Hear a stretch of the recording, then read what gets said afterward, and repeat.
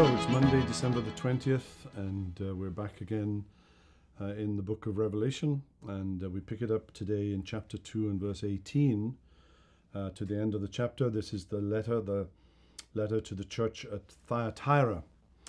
And like the letter to the church at Pergamum, this letter pinpoints a deficiency on the part of the church in Thyatira, which is very similar to that of Pergamum.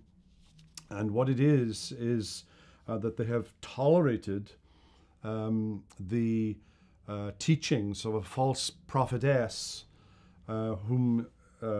she's called Jezebel.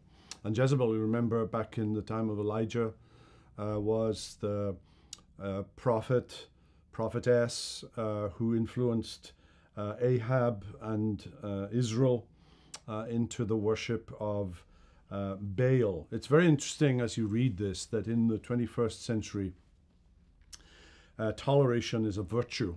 The culture in which we live thinks of toleration as a virtue, whereas here in Jesus' letter to Thyatira, toleration is in fact a sin. And that there are things about which we need to be intolerant of, and those things which particularly break God's law. You notice that Jesus introduces himself as the Son of God, and that's perhaps because at Thyatira they worship the two sons of Baal, the two sons of Zeus, the great Greek god. Thyatira was a trade city, and probably guilds involved having to swear allegiance to Jezebel worship to survive economically.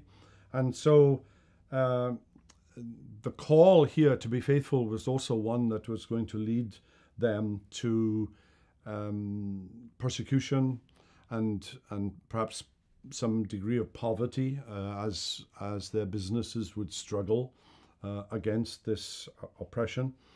At the very end of the letter, if they persevere, they will receive the morning star, and the reference is to Numbers 24:17, and it is of course a reference to Jesus as the morning star, the brightest star that you can see in the morning.